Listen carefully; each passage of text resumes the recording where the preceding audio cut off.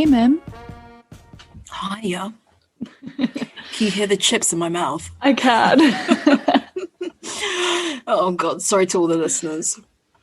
So, do you want me to talk a little bit? No, it's fine. We can continue. How are you, Mim? Yeah, I'm all right. I've spent the week trying to adjust to a new schedule of my life and also binge watching RuPaul's Drag Race and RuPaul's Drag Race All Stars. Oh. Yeah, that's pretty much my fashion story, if I'm going to be honest. Fab. So have you watched RuPaul before? I'm guessing you have. Oh, yeah, for sure. But having a rerun. No, I'd stopped watching it after season 10. And so I was a bit behind. And I was just like, right, I'm just going to catch up. So I think I banged out about 2 or 3 series of that. And then I moved on to All Stars. I love All Stars. I'm like up to date on both now. Do you know what I mean? Mm-hmm. Because there's also 2 current series. There's a US one being released weekly on Netflix. And then there's also the UK one. And now, I don't know if you've ever watched the UK one. No, but that's when I finish All Stars, I will be moving on to the UK. Season 1 of the UK Drag Race is brilliant because it's everything you love about Drag Race with a British sense of humour. That's really good because I was worried the quality might be a bit lower. Yeah, I don't know loads about the drag scene in this in London or in this country, so I didn't know if it was like not as thriving as in the US. Yeah, or I thought it would be like more tongue-in-cheek, rough around the edges. No, because you know how like good. American production is like always a bit more glamorous and stuff. But yeah, it's good. It's good. I highly recommend. I mean, and the standard these queens get up to is like ridiculous. The way, insane. Like, especially you can definitely see it over the series. Like their makeup is just phenomenal. Yeah, like the outfits get like more and more. Like just everything, like they can all like kind of do the splits now. Like there's just this level that like it keeps being surpassed. It's insane. Yeah, so that's kind of what I was thinking about for this fashion story, is that we've spoken about how shit we think some of these like fashion competition shows are.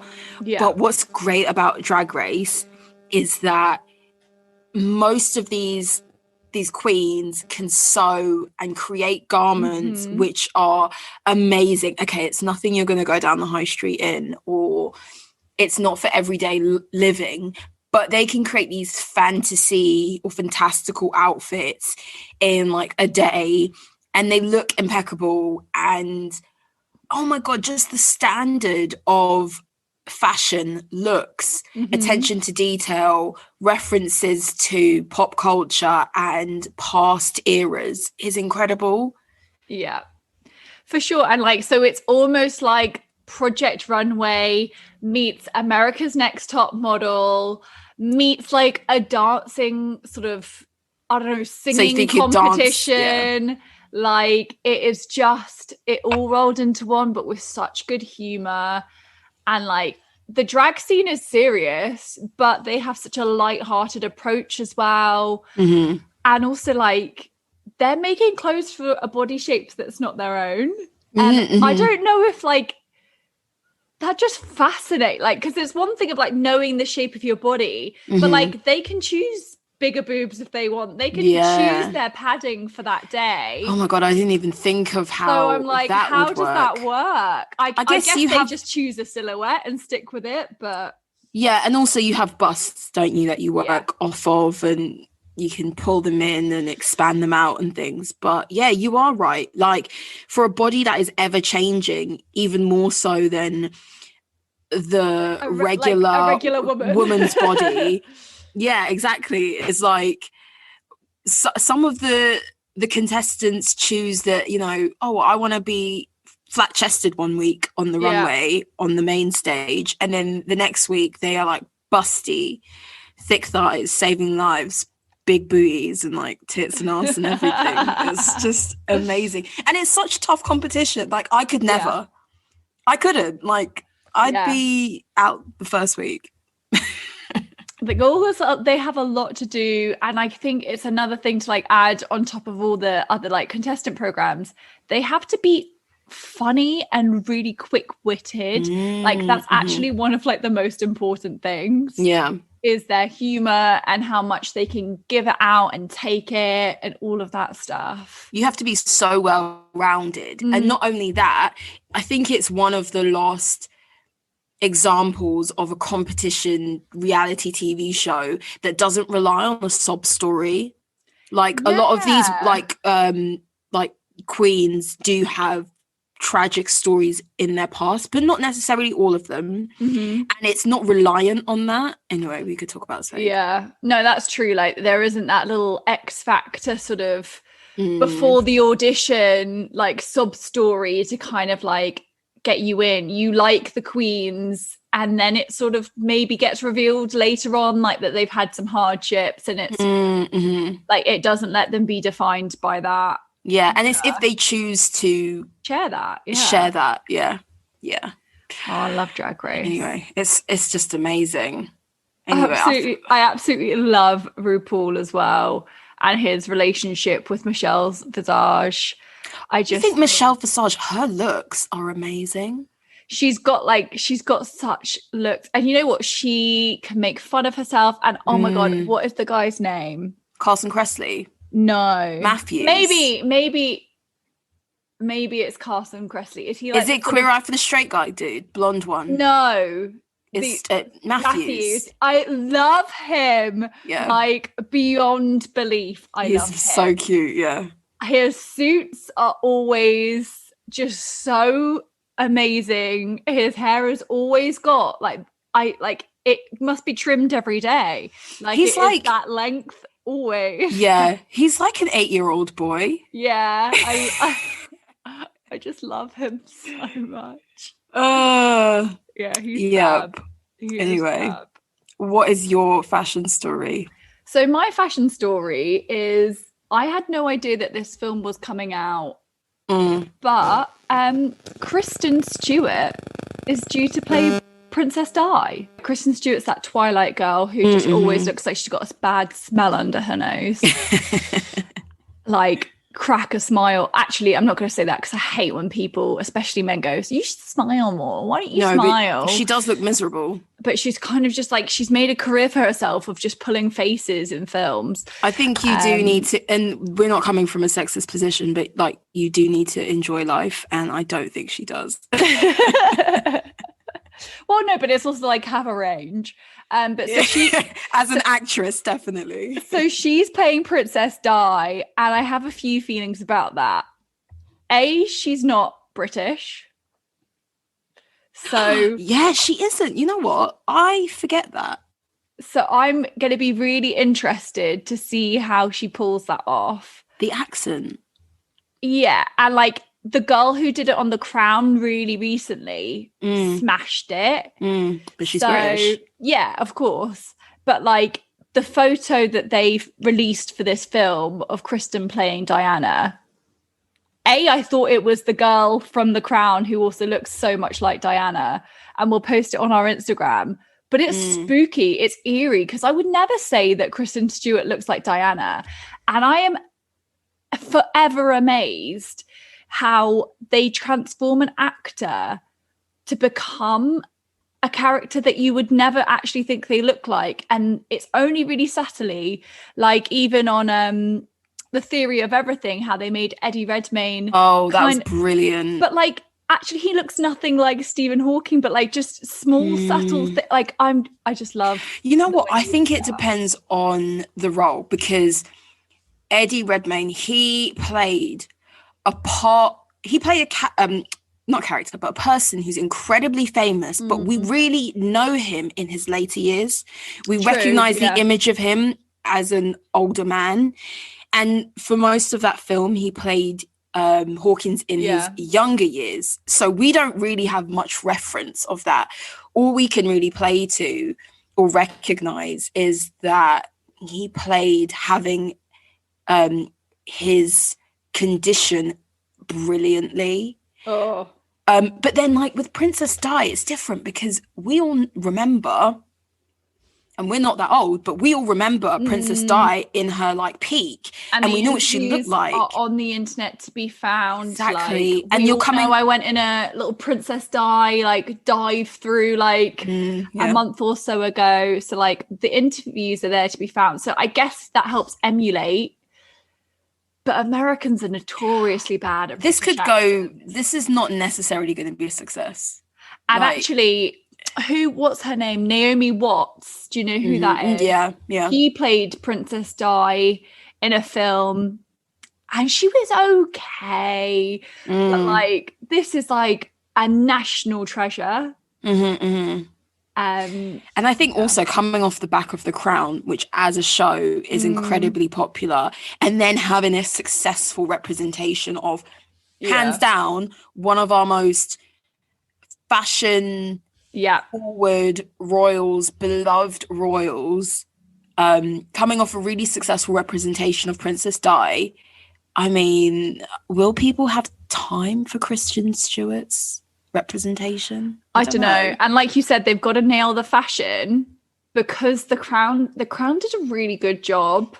And Princess Di's fashion, and especially like, I think I follow an account on Instagram that is like Princess Di, like the comeback. Yeah, I think a lot of those popped up. I used to get suggested those, and I'd be like, "Oh, look at." And like it was like all like the revenge looks or whatever it is of like fashion post Charles, and it's fab. Yeah, I know what you mean. And also, I think logistically, we're gonna have the new season of The Crown coming out in some point next year, I assume, and it's going to be Diana in her later years, when really she became like fashion icon, in parallel with Kristen Stewart's film, I'm assuming. Yeah, it always seems to go that way though, doesn't it? That sort of like a topic seems to kind of be favoured by the... It's like in vogue. Yeah, of what's, exactly in vogue.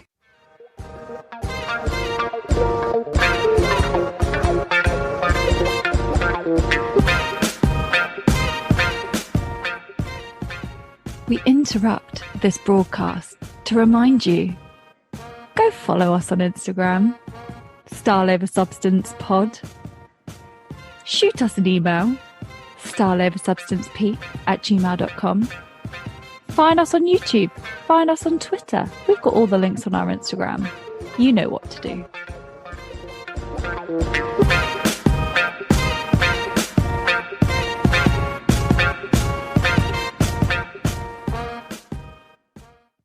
So Diana, and talking sort of fashion icons for the royal family, is sort of a bit similar to what we're talking about today. Yeah, it is. Yeah, it is. And we are discussing political fashion, or really fashion in politics, mainly inspired from Inauguration Day, which was like 2 weeks ago now.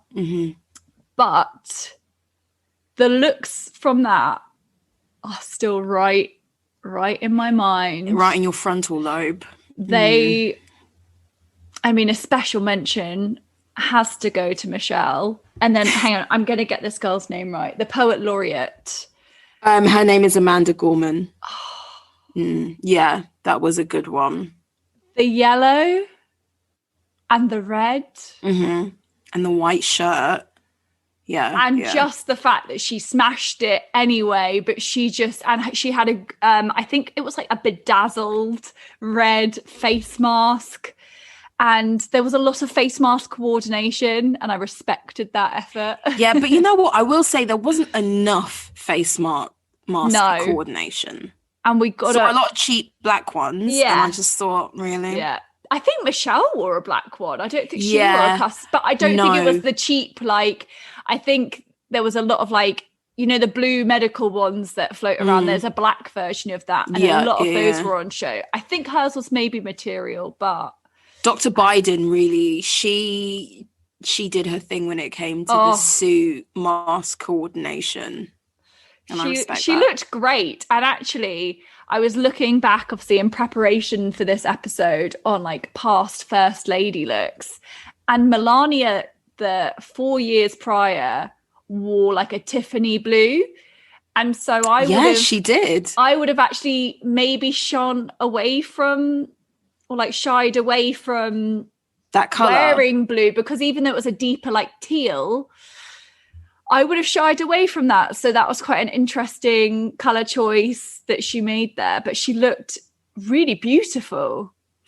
Yeah, I think, okay, before we go into like the broader topic, I think that had she worn a different color, I think Dr. Biden would have been compared to previous first ladies regardless, because I think later on, I don't know if it was like at the church service or later on in the day or the day before, because there were a lot of kind of looks going on across those 2 days.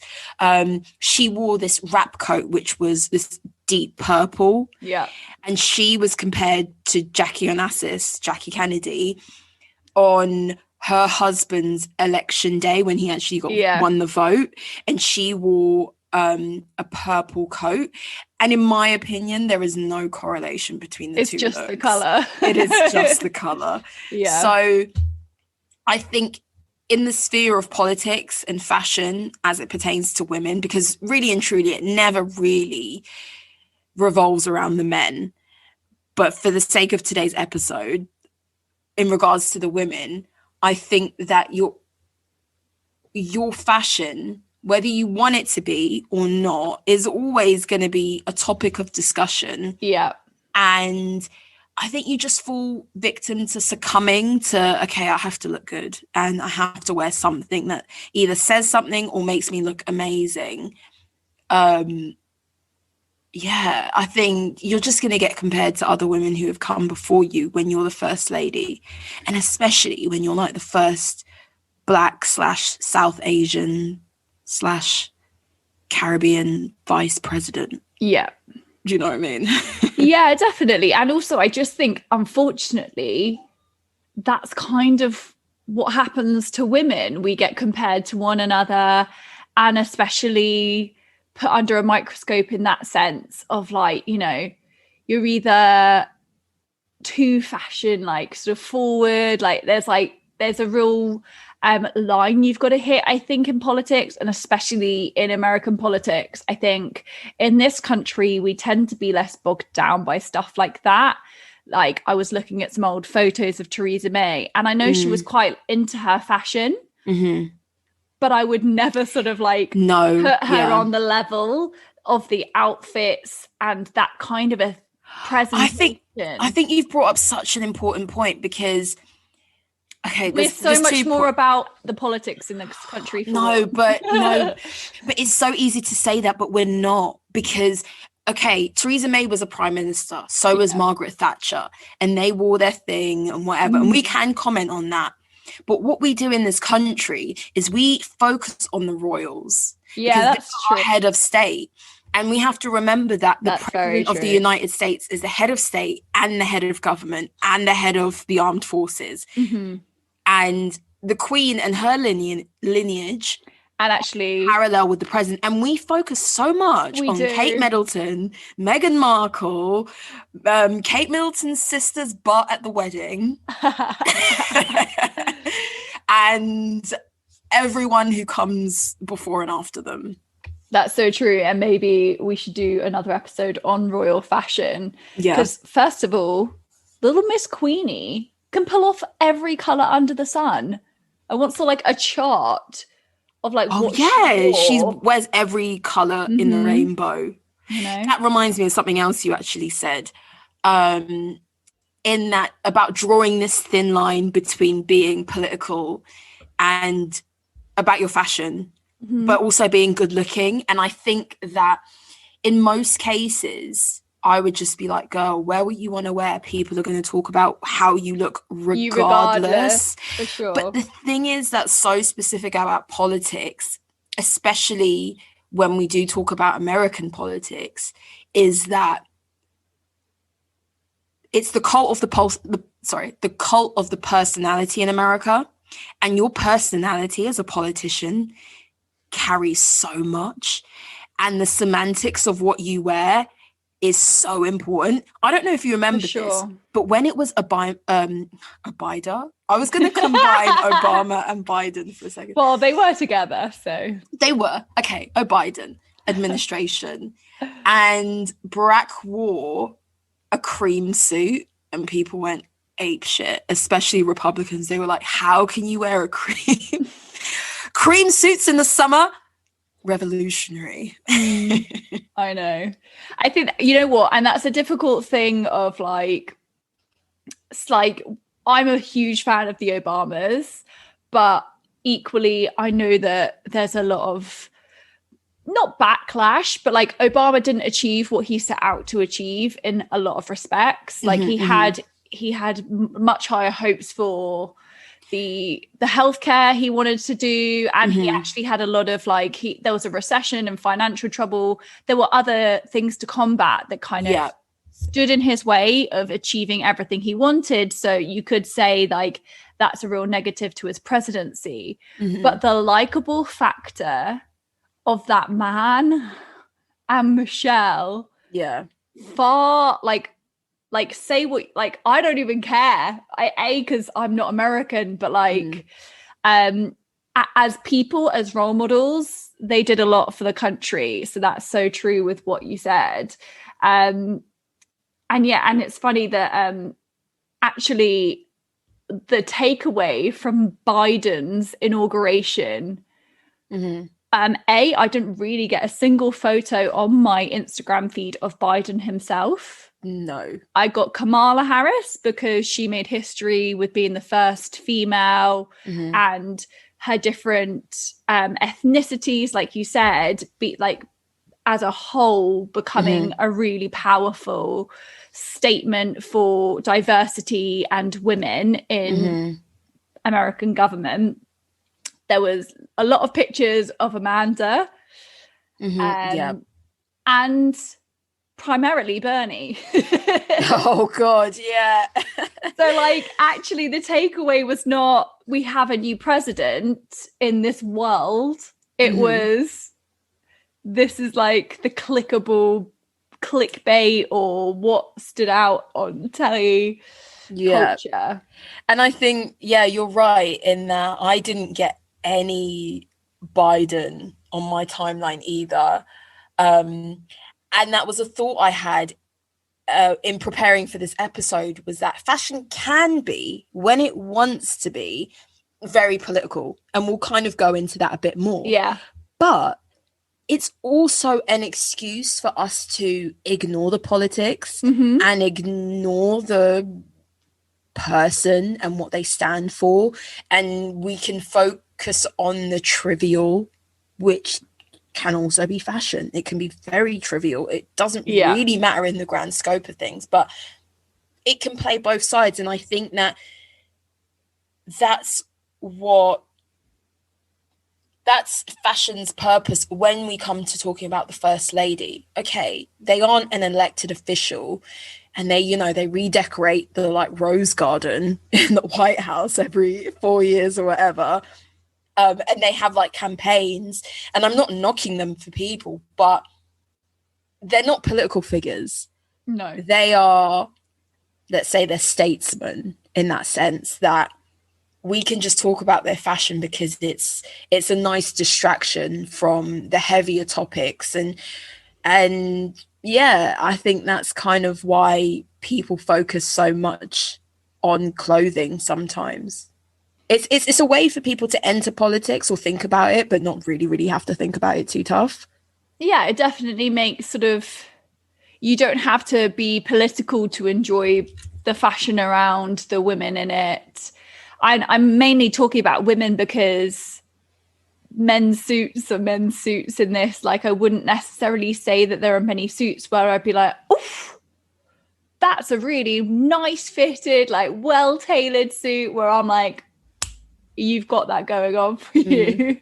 And it is ultimately about women, and I don't know if that's actually like a cultural problem but I also super enjoy it. Like, I actually love admiring. It's not like, and it tends to not criticize.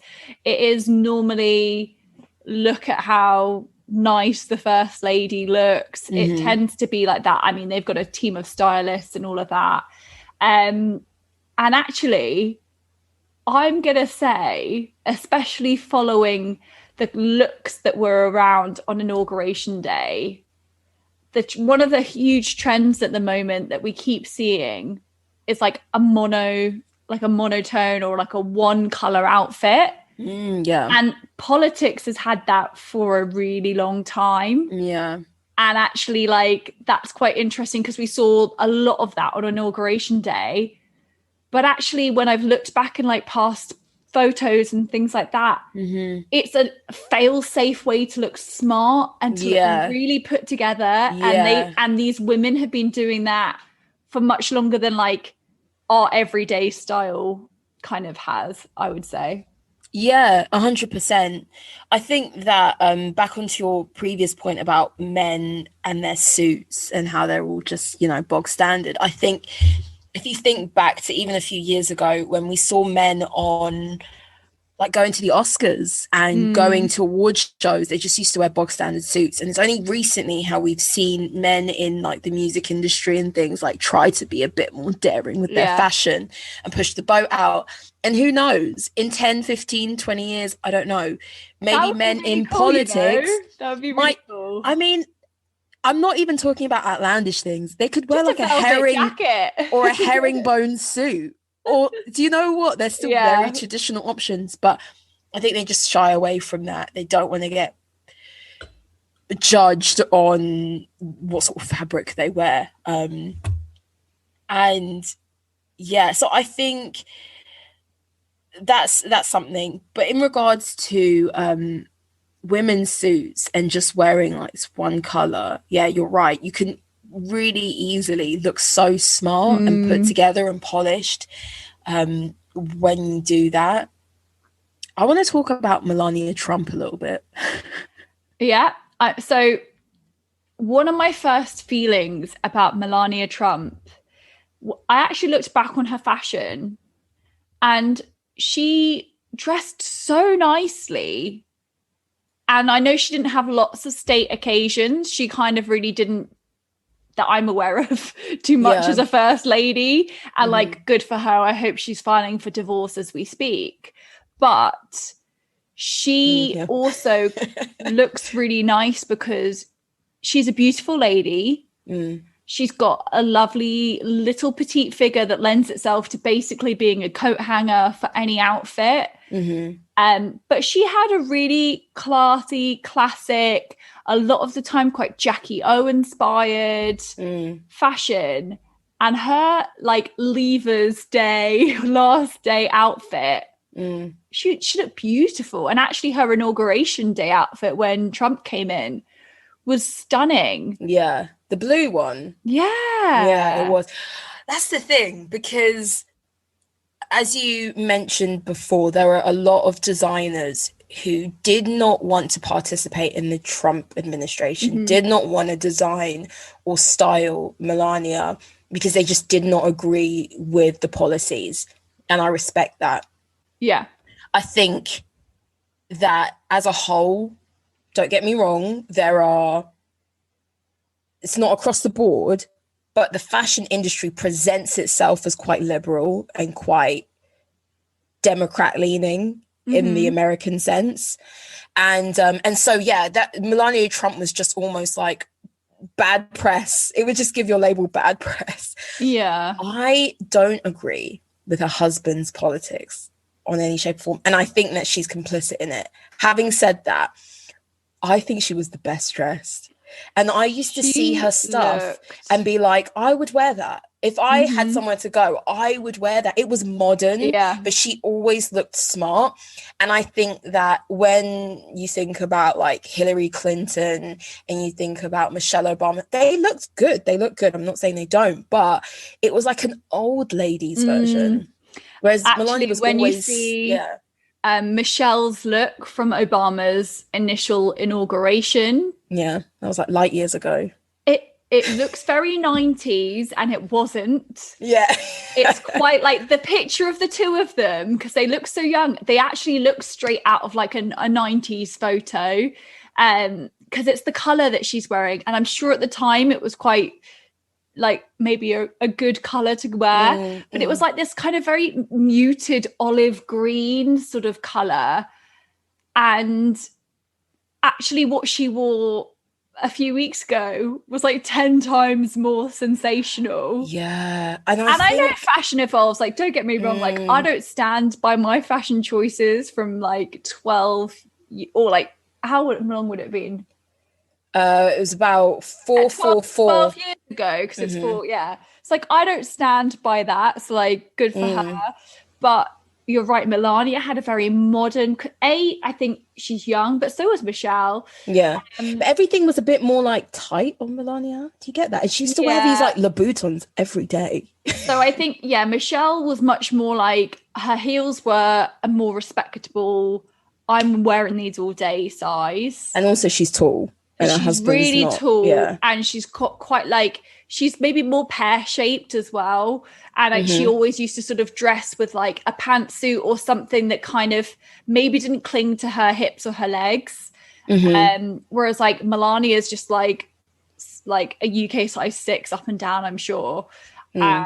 She was wearing jeans to the helicopter, blazers. Like she didn't feel any way about pulling out her Hermes bag.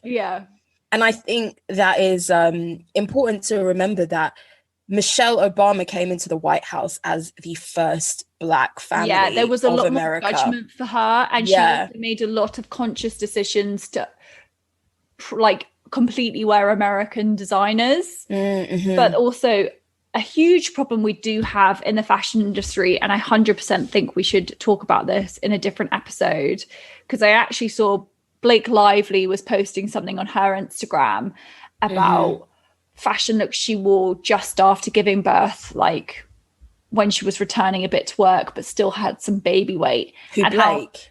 And sample size is just not an attainable size, or like, you know, fashion houses don't have something for you unless you're a certain size. And, you know, so then that means someone like Michelle Obama, she's a really tall lady. She's got a great figure, but that's not the figure that's a sample size. It's not a conventional shape. So then you've got to buy, you can't be loaned things.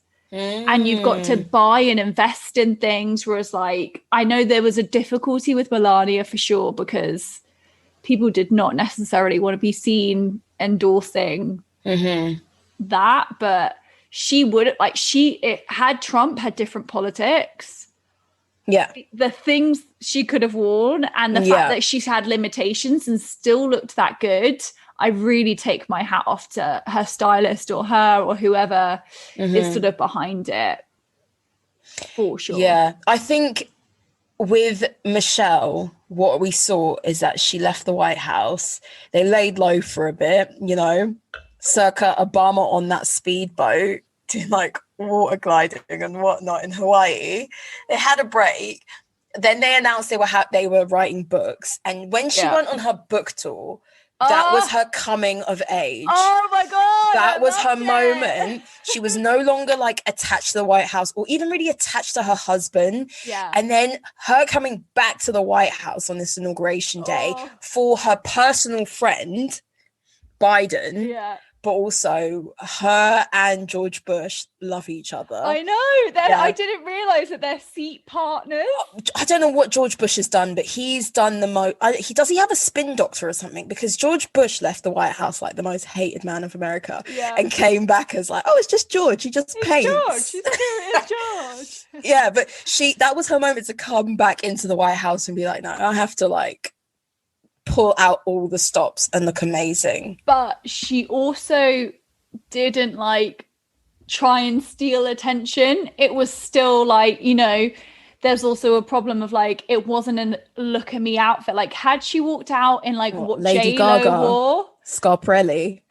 No, but like even what J-Lo wore, like her Chanel outfit was amazing. But had Michelle have worn that, I think there would have been like a trying to outdo Kamala and Dr. Biden. J-Lo looked great, and you mentioned Gaga, her little like kind of Hunger Games-esque dress. I actually like the outfit. I'm a fan of Scarpelli though, and I thought it was beautiful. But it's not her party. Good. Yeah, she looked really good. But you know what? I would rather you say it with your dress than when J-Lo did some self-promo. Okay, can you tell me what happened? Because if I'm honest, I avoided watching anything from the actual day. I saw a lot of photos and stuff, but I heard J-Lo kind of embarrassed herself. What happened? Well, I mean, there were a lot of memes afterwards, but like, first of all, in the least rude way to J-Lo, now she's a funny choice for singing or performing at an inauguration, because no shade to J-Lo, but she's not known for her singing. Okay. Like she's like, it's kind of a whole package with J-Lo. She's a great performer. She has some great tunes, but if you want like a voice, wouldn't necessarily. I mean, some of her biggest hits have like Christina Milian singing and other people singing, like Ashanti singing all her songs. So yeah. But like, so she was chosen, or she sang that song, "This land is your land, this land is my land." From it's like a little American. Sounds like a children's. Yeah, it's rhyme. Very much a children's rhyme, but it's like, I think it's like a song about the like maybe post Civil War. I think it's kind of like that kind of a vibe of, you know, very Thanksgiving type thing. Very Thanksgiving. Okay. I think children perform it at like Thanksgiving pageants or shows or whatever. So she performed that, and sort of like after a little bit, she then just did a little interlude of "Let's Get Loud."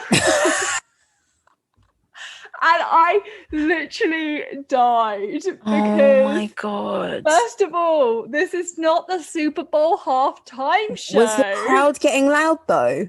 No, there was no real crowd, because there's COVID going on. There was like, I actually felt really sorry for Biden in that respect, that he kind of got robbed of a proper party. But like, I mean, he's done this before. And also like, it's the least important part of it all. Yeah. But yeah, so basically J-Lo just did a little "Let's Get Loud" riff in the middle of this like Thanksgiving song. And I found it was hilarious. It became like a real meme of like, she's always self-promoting. Oh yeah. But her Chanel look was great.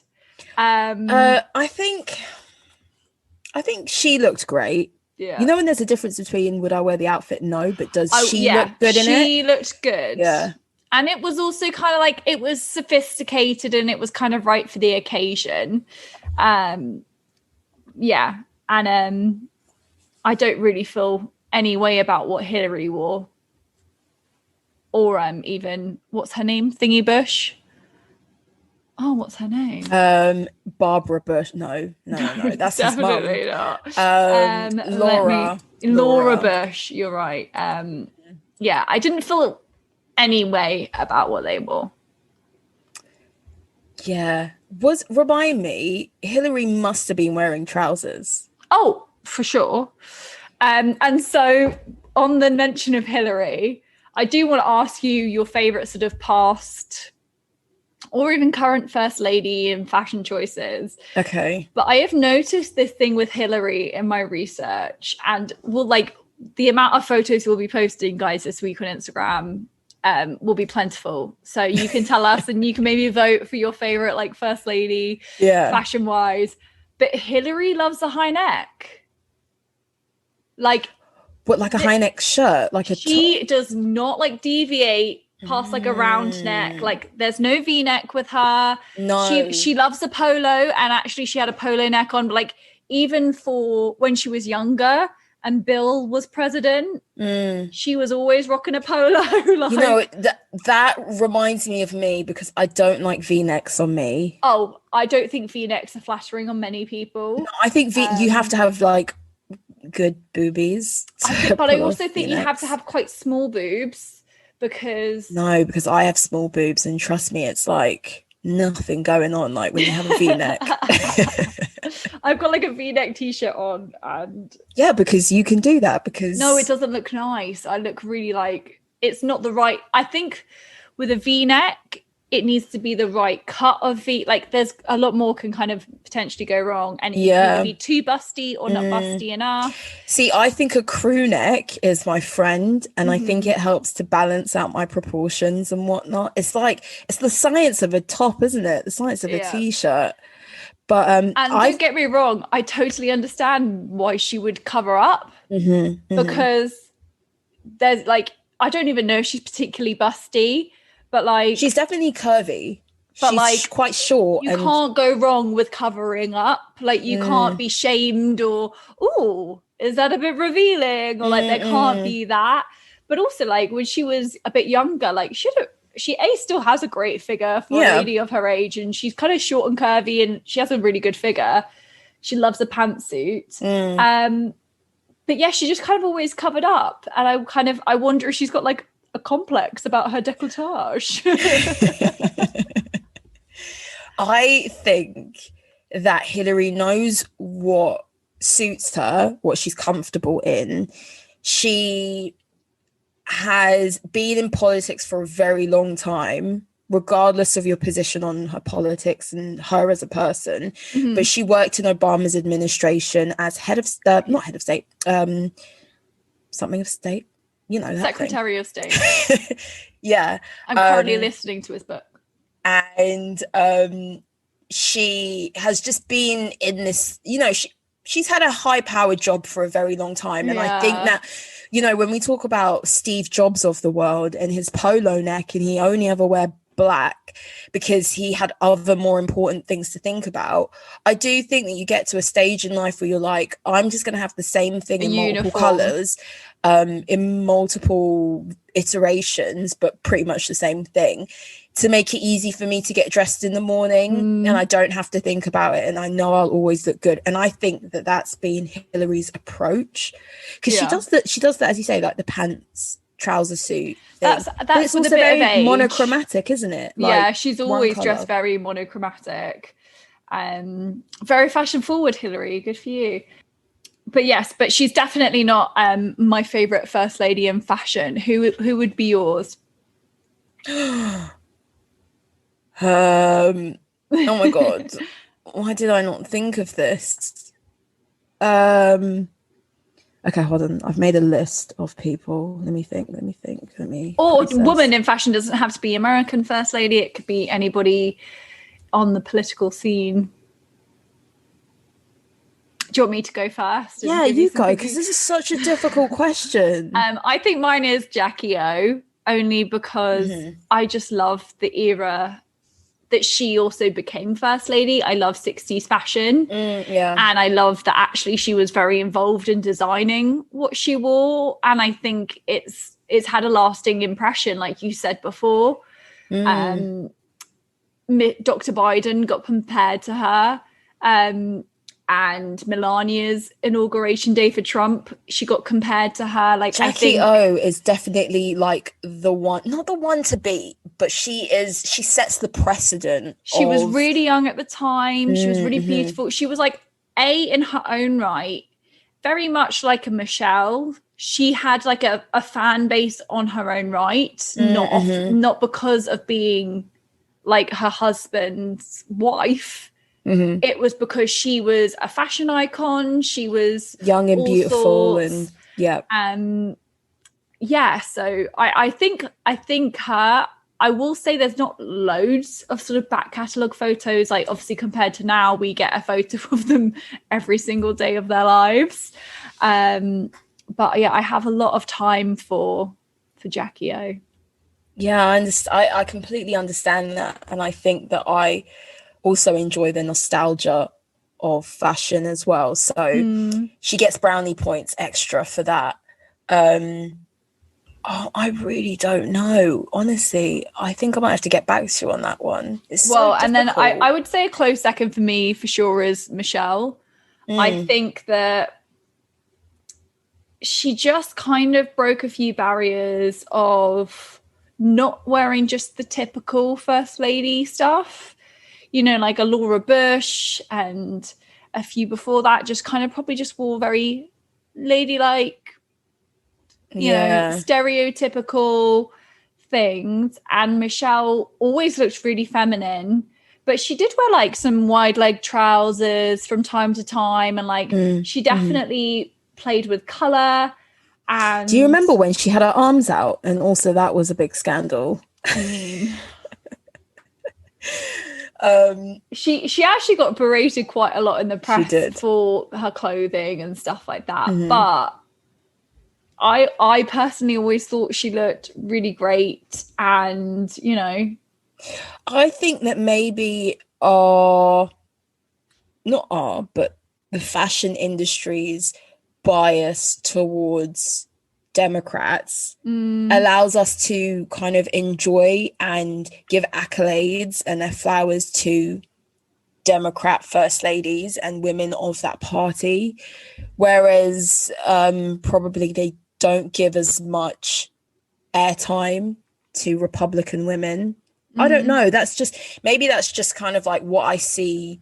It's also TV, so difficult because a lot of our youth, we probably weren't as in tune as we are now, and the main Democrat we've had is like the ultimate idiot of life. I think that oh, you mean Republican? No, because even when we were really young, like we had Bill Clinton. And that was completely overshadowed by like Monica Lewinsky and how she was. Well, he got impeached as well, didn't he? Yeah. They just saved that for them. I mean, in between like Obama and Joe Biden and Bill Clinton, we've had Bush and we've had Trump, and I don't ever remember really people scrutinizing their fashion and being like, she's so fashion forward. And I think it's just now with social media and with the internet being so instant, I think there's just a new level of not even criticism, but it's just a new platform to show people's clothing and all. Like the first lady could almost have her an Instagram of like her daily outfits, almost like Holly Willoughby-esque of what she wears on This Morning every day. Like there's definitely scope for stuff like that. I think first lady fashion, it actually really does, like, it has a huge part in American politics. But whilst I was doing some research talking about political fashion, is where like people make political statements with their fashion. So I just thought I'd run through a few of those. Yeah, definitely. So off the back of obviously presidents, the Make America Great Again hat. It's been around for a long time. Well, the slogan's been around for decades. But the connotation of it being Trump's slogan and wearing that hat shows a solidarity. Yeah. It's a marketing tool, the hat and the slogan. He's like, don't get me wrong, Trump is a lot of things, but he knows how to sell himself. And that hat, it's got to the point where if I see a man with a red hat on, even if I'm in England, I'm like, I think to myself, like, what's on the front of your hat? Yeah. And don't get me wrong, like, I would kind of wear one of those hats out of irony if it didn't have such like negative connotations. Yeah, and I think we've seen people maybe like play on that and change up the wording a bit and have a bit of fun with it. Yeah. But that's such like, it's such a straight away, it tells you someone's allegiance. And, you know, like no one really goes around in this country with their party. Like the political spectrum over here is so much more, not even secret, but it's much more, I think there's much more of a pendulum in this country. Maybe not for older people. I know people like sometimes are just die hard, whatever. But I think there is much more of a swing and a pendulum of, you know what, like it depends on the person and their policies. Whereas in America, you're born something and you kind of stay it. So I guess like no one would really walk around the streets here with like a pro-Tory or a pro-Labour hat in the same way. But and then another thing I wanted to talk about is the banning of the burqa. So a few countries have banned it from schools and things like that. And France in 2010 banned the burqa. And that's a very political stance on fashion.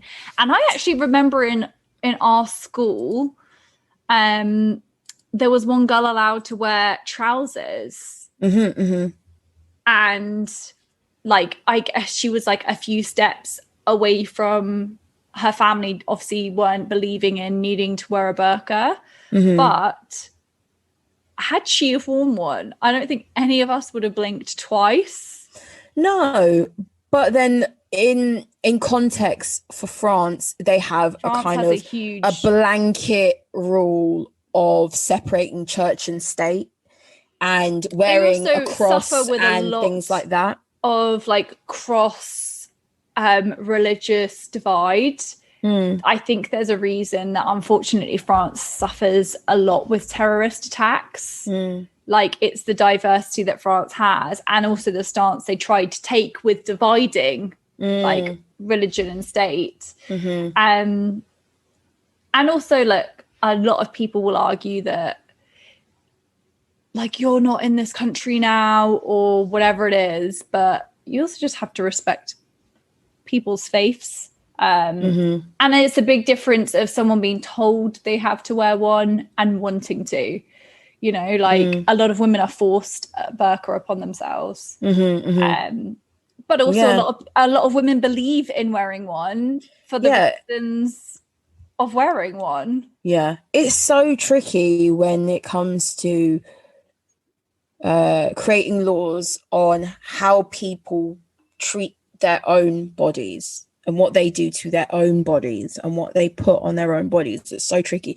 I do understand that France, in trying to avoid the issue, it became an issue in a sense. And it's an impossible decision in terms of, I guess it's trying to maybe not shed a spotlight on someone's belief system because for sure, like racism exists in this world. We all know that. There's been obviously Black Lives Matter has really emphasized that it's a real problem.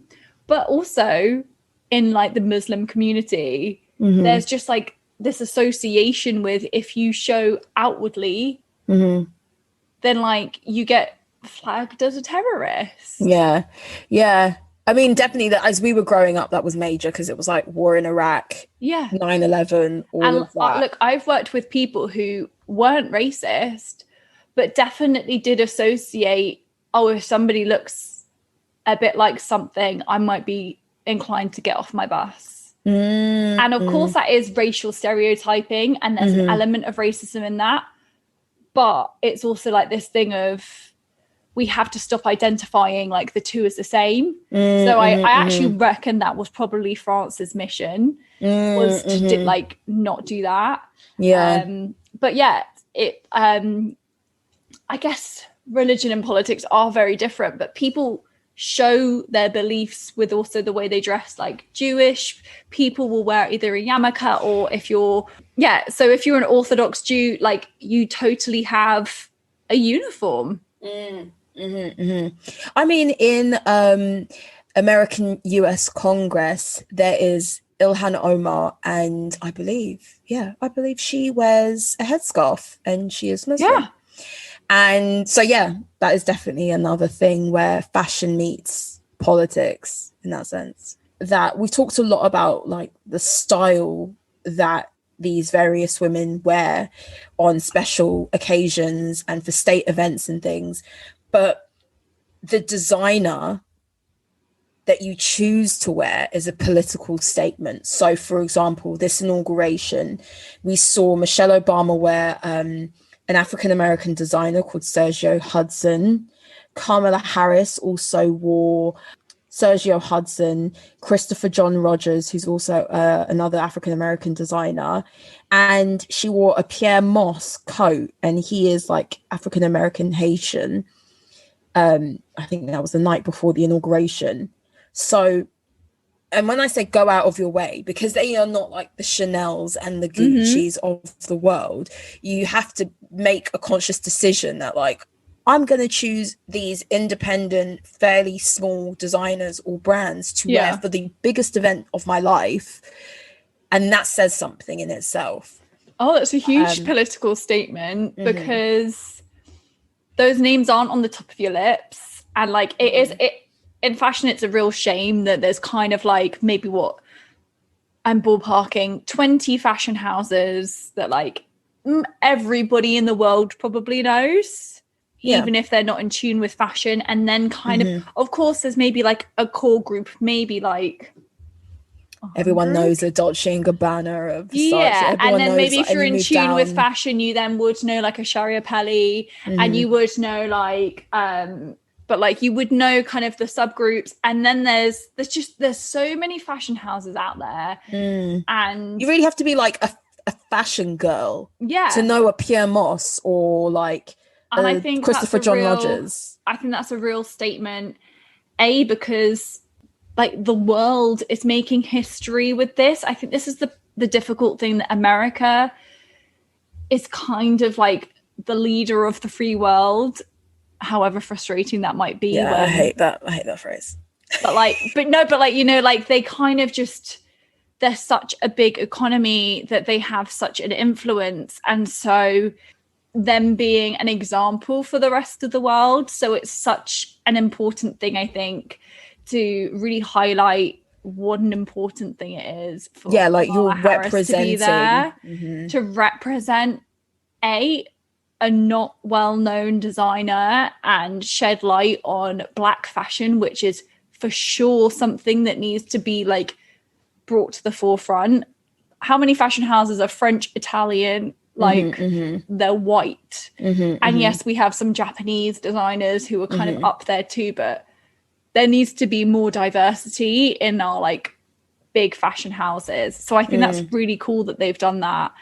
And also, even in terms of not doing that, but like say that you chose like a Jean-Paul Gaultier, or imagine someone choosing the likes of a John Galliano, who's super controversial. Like, I don't know how that would be received. And obviously, I'm sure there'd be enough people to make sure that doesn't happen. But like, he could have a stellar dress that's like beautiful. And to be honest, should it matter what that person's politics is who designed it? But it is important in these situations. You've raised a good point in that it's very easy for us to read into things that aren't there to be read. Like, oh, because she's worn that, does that mean she's anti-Semitic? And it's just like, well, it's not even confirmed that he is. And like there were whispers about that, about Carl at points. Does that mean like anyone who's worn Chanel has a solidarity with the Holocaust? No. Yeah. And I mean, even sometimes when we talk it's not that deep.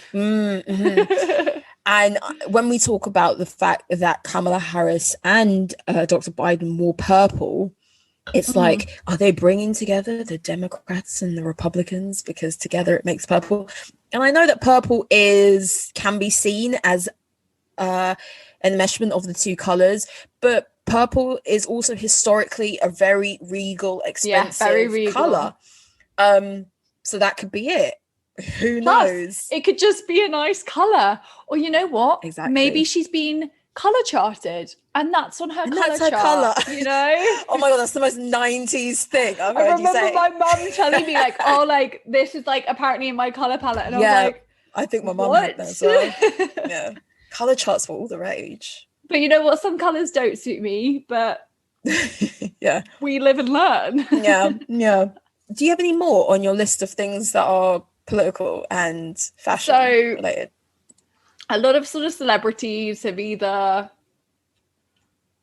like shown solidarity to the Black Lives Matter movements with t-shirts and stuff like that. But also, like the Dior lady, what's her name? Yeah. Maria Churi. Yeah.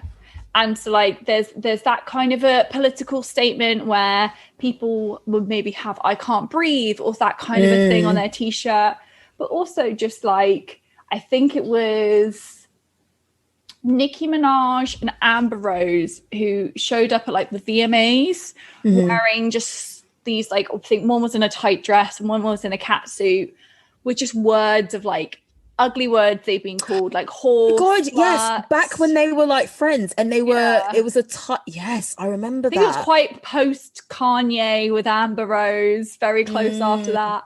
But like, and they did, and you know what? Like, when I saw that photo, I was like, you know what? I remember them really being objectified about like just their, like the fact that they've got curves and stuff like that. And like, it's unacceptable to, first of all, like, just because I get annoyed at this because I haven't got massive boobs, but like I've got a chest and I find it really difficult that if I wore a certain top and someone who was flat chested wore that top, I would be sexualized so much more over it.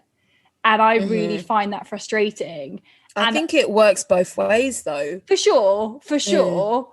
But like, it's kind of like, you know, certain things are deemed like more sexual than others. So like a big bum has like a sexuality to it. And it's just like, but that's someone's just figure, you know, like they haven't choose it. Like, I think Nicki Minaj might have had some work, but I don't know. I know she's touched a lot, but I don't know if she's touched her butt or not. Nicki, Black China, yeah. But you know, like, there's like that, just because their figure is a certain way doesn't mean it's there to be objectified. Yeah, because some people will put them on a pedestal for how they look, and other people will put them down for the same thing that way, and they needed a role model. It wasn't until like Kim Kardashian came along that there was even a role model that had and like, even Kim's is curves. fake. Yeah, definitely. So yeah, there's been a lot of those kinds of fashion movements where people are trying to make a statement with like those sorts of slogans. Being objectified. It was the Amber Rose slut walk. That was it. Oh. Do you not remember the slut walk? I wouldn't say I'm the biggest Amber Rose follower. So you mentioned that she came on the red carpet with Black China and they wore the cat suit and it had all those. Was it Black China, not Cardi B? It was Black China. This was before Cardi B. What did you say? You said Black China. I thought I said Cardi B. I think I said Cardi B, but I meant Black China. You did. Oh, I hope I didn't. No, I don't think you did. And then after that, Amber Rose, I think for a couple years, put on this festival /march, and it was called the Slut Walk. And you could turn up how you wanted, and they had placards saying, you know, my body, my choice, and that sort of sentiment. A short skirt doesn't mean touch me. Yeah, it was definitely that sort of thing. So, I remember that. Wow, thanks for bringing that up. I forgot about that. But like, there's definitely been these activist moments with fashion. And I think like every now and then, like, and I've said it before, that people always like used to tell me, oh, you're just coloring in with your career. And I'm just like, fashion's really powerful. Like there's some really, I mean, wasn't it even like Louis Vuitton in their previous season had Vote as the t-shirt of one of their first looks? Like, that's a political statement made in fashion. They go hand in hand. Yeah. And it's really important to kind of like, the fashion industry is a huge like vessel for translating stuff like that. Yeah. I mean, we've seen Kamala Harris very soon after winning the vote. She was on the cover of Vogue. And I, in preparation for this episode, read that both Amanda Gorman, the poet laureate, and Ella Emhoff, who's Kamala Harris's stepdaughter, they've both been offered modeling contracts. Yeah. Really? I'm not surprised by Amanda. Like, the amount of people I saw posting about her on Instagram, and not just because she is a beautiful girl, because she is, and the fact that she looked great, but it was what she stood for. And I just think like we're going into a world, and especially with the way that the world is, we need more than like pretty role models. Like, I think we're all kind of sick and tired of beauty being the standard. And you know what? Like, I think we'd all be, I mean, let's hope she has good policies, but she mentioned that she might want to run for president one day. And Ella like Emhoff. No, Amanda. Really? Yeah. And like that would be great. That would be great. And like, I think she was making the point that she lives in a world now where she's allowed to dream of that. And like, long may that continue. Yeah, for sure. And yeah, I think, you know, it's kind of like, I saw a video. This is a bit of a sidetrack. Do you remember like the beautiful villain or felon? Like the hot felon or whatever he was called. And he was talking about how like this mugshot that the police posted really randomly like changed his life. Yeah. And you know, like that's what these platforms can do, that like, hey, like this poet laureate, I don't know how much traction she had before this, but that her speaking there has changed her life. Yeah. And even that guy who really stood up to the Capitol, I mean, they were like the security, the security guy. Yeah. First of all, I think we should give a special mention to him. Oh yeah. First of all, he looked so good. Once he got that promotion, oh my god, his coat. He had like this beautiful wool camel coat, and I don't even know if his scarf was branded, but it looked expensive. I think it was Gucci. And I was like, this guy looks like a stud. That was his moment. As much as it was Joe's moment, this was his.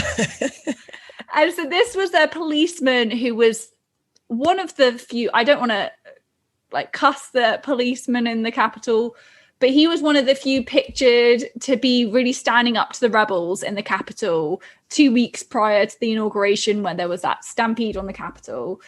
And so his reward for that was to be the security detail for Kamala Harris, or for both of them. I don't know if it was just one or the other. I think it was just for one. But he looked sensational. Like, we actually, dedicate like, this episode to you. He looked because I didn't know to begin with, and I was like, who's this really handsome man like sticking around Kamala? And I knew it wasn't her fella. Yeah. And I was just like, he looks like, because he looked really good for security. Like, normally like security personnel just kind of have like a black outfit on to not stand out. Do you remember Kylie Jenner's personal security guard back in the day? He was kind of good looking as well. He was really handsome. I remember there'd be like probably rumors about him and like one of the sisters. But he looked so smart. And I just remember like when they first, because I watched the inauguration, and when they first turned up, I was like, who's this guy? I was like, he looks really well turned out. So. Yeah, I mean, fashion is an opportunity for people to put like their best foot forward. He cemented himself. Hey, I hope he gets some good work out of that, because he was really handsome. I'm going to stop being flustered by this man. What would you wear? Oh my God. If Mr. Big was PM or whatever, and you become First Lady, or hey, first of all, you could also be PM in this country for sure. I'm wearing those boots that Michelle Obama wore on her book tour. Those holographic ones that go right up. But so would there be a designer you would reach for, or like what would be your aesthetic? Like, okay, an inauguration sort of day look, what would you go for? I think if I were to become the PM, I think I would probably wear a trouser suit, but then I would want I really loved the bird brooch of Lady Gaga. So I would think I would lead with a brooch aesthetic, you know. I'm definitely going for a monochrome outfit, because I just think, you know, to me it would be more about like the accessories. Those things you can just like put on in the morning, they're really easy. I love a statement earring, That would be me. That's the outfit that I'm going for. What are you? Oh, and then I might go for when I'm, taking my position as Prime Minister, I might go for a Max Mara coat, like a big one to go over my suit maybe in a colour. I'd go for a colour, not a camel. That's basic. Because got a new pay grade now. Grade. Yeah. What about you? I don't know. So part of me thinks of like, those coats that kind of look like a dress and you can't see what you're wearing underneath, like whatever, like something super simple like that, kind of with a fitted. I wouldn't want it to like flare out. I think I'm really sorry I think the designer, I think I'd go for maybe like a McQueen, because they do a great tailoring suit. is sensational. Yeah. But it's also like it's got a bit of an edge to it. Yeah. Sorry, go ahead. I hate that. You've stolen McQueen.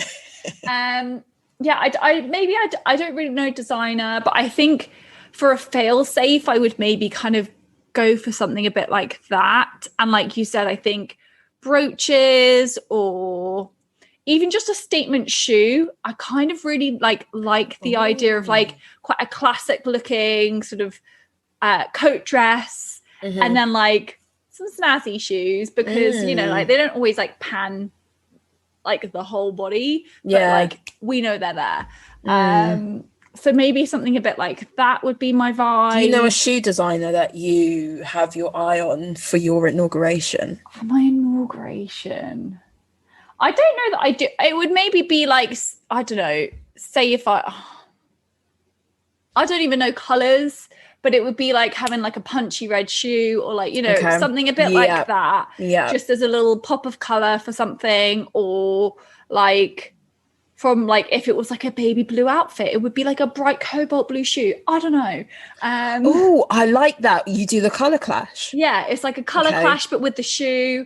One thing I would make sure, and this was some of my problems with Theresa May's outfits, because she loved her fashion and she loved a big accessory. She loved a statement necklace. Yeah. But the color of her tights stressed me out. She's a pale lady. Okay. Oh my God, I need to Google this, because I do like to fake tan from time to time, but I really struggle with skin color tights in general. I don't know how I feel about them, but they definitely made her look older than her legs look like an old lady's legs, So if I had to wear skin color tights over black, I would make sure either that they're like such a thin denier or the right color for me, because they kind of made her just look, I think they were a bit thick. I don't know. Oh, do you see? I don't know, maybe I'd wear like a hat with a little bit of like a fascinator vibes or something. You'd do a hat. I wouldn't do a hat. I think I'm turning up to a royal wedding at this stage. Yes. Who are you? How old are you? But you know what? I definitely would be bold with my makeup. I definitely would rock a red lip from time to time. I think that's important. Yeah. That's not for prostitutes, like, how they always like to oh, you don't see that colour every day. No, a red lip is a solid makeup choice. I think I'd be quite playful, and that maybe calmer with my clothes and more playful with the accessories. Yeah, I think that's I like it. That will be the platform we are making our political campaign on. Red lips for politicians. I'd probably have it all over my teeth in the middle of a speech. You got anything else you want to add, Scarlett? No, but I actually really have a lot of time for political fashion. I got really lost in looking at the looks of first ladies, like bless Theresa May. I mean, Maggie had some great little suits and stuff like that too. And it's actually really important. I didn't really recognize at the time how important fashion actually goes hand in hand. Like, we really study what the first lady looks in particular. We really look at that. So as I said, I think that particularly in the UK we have that culture of the royal family, and for hundreds of years the flower that is embroidered on your wedding dress and the color that you wear and the symbols give nods to different parts of the world. I mean, it's really taken into consideration to like a minute level. And so there's no reason why that doesn't like filter through into politics. And that's just what we're seeing, what we have seen, and we will probably continue to see. But yeah, and I definitely think it's going to filter into celebrities more. I think long gone are the days of celebrities either being an actress or a singer or whatever and just keeping silent on their views. I think now that there's a real culture of, you know what, I'm not going to sit and just watch these things happen. I think we might see much more expression with that.